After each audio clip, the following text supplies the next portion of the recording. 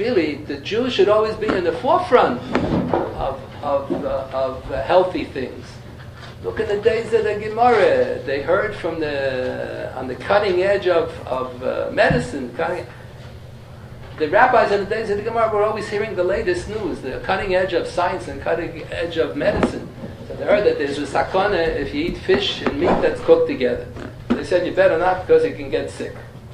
Today, it turns out, Magen Avraham writes that we haven't heard in centuries, and he doesn't think there's anything wrong with eating fish and meat that's cooked together.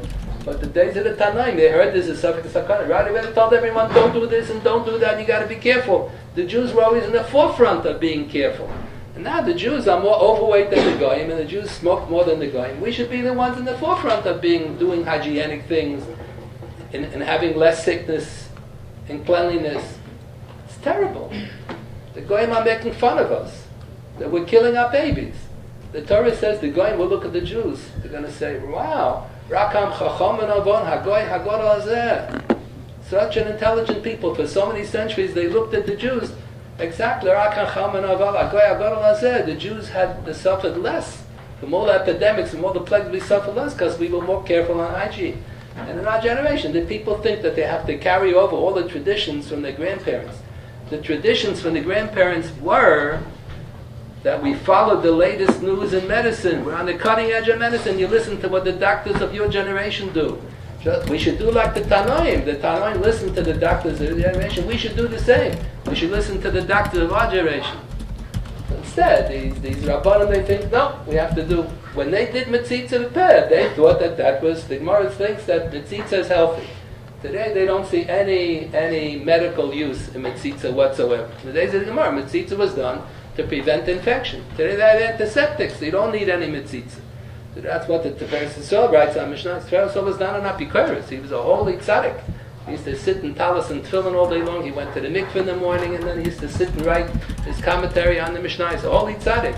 He lived in Germany. So he was a Talmud of Rabbi Kivenger. So he writes, he doesn't think you need mitzitza at all. The Pashtus is really right. Mitzitza has no role at all today. Instead of the Rabbanim opening up their eyes and waking up, and we're supposed to be. We look in the medicine in the Gemara, it looks ridiculous, we laugh. If you look at any medical book that was printed 50 years ago, it will also look ridiculous. And 50 years ago, they looked at a medical book printed 50 years before, it was also ridiculous. Every 20 years, they discover new things in medicine. They start to wonder, how could we have been so stupid to have thought otherwise? They had such stupid ideas. But that's what the Chazal listened to the doctors of their generation. And in the days of the Gemara, this was on the cutting edge. This was the latest news in medicine. In every generation, the Jews should do like the Tanaim. We should listen to the doctors of our generation to listen to the latest chidushim that they have. Did you mention that fish and meat were cooked together was like an idea that doesn't have relevance anymore? Or did you say that some rabbinical authority said that it doesn't seem to make sense anymore? The Magen Avraham, who lived in the late 1600s, writes he doesn't think we have to observe it anymore. The Rabbi Yehuda, who lived in the 1700s, says maybe the doctors of our times are wrong, maybe we should still follow them, maybe there is something to it. I don't know, from the 1700s till that's already 300 years later, maybe by now they've come to the realization that there's absolutely nothing with nothing, garnished and garnished. But in every generation, the Rabbanim were talking about the topic, at least there's a discussion. You have to do things that are healthy. So what's healthy? So listen to the doctors, what's healthy. In the days of the Gemara, they listen to their doctors. But medicine has moved on. Medicine isn't where it was in every generation. You look at the books in medicine from 50 years before. It's a joke. How could they have ever thought like that? So in the days of the Gemara, they thought that was a sakana. So now the Yehuda says maybe it's still a sakana. Not sure. We're not sure. The sakana only is if the meat and the fish will cook together. The women are always makbid. You have to have 2 separate forks. You can't even eat the meat with the same fork that you eat the fish. That's not a sakana. That says the Farish. That's not a sakana.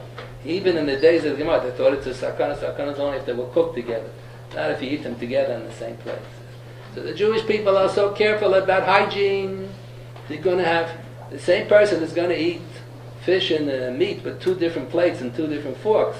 He's going to eat the cholent that's absolutely unhealthy. He's going to be overweight. He's going to be smoking. He's going to die young because of the lung cancer. What kind of stupidity is that? We're so worried about the fish and the meat, which is an imaginary.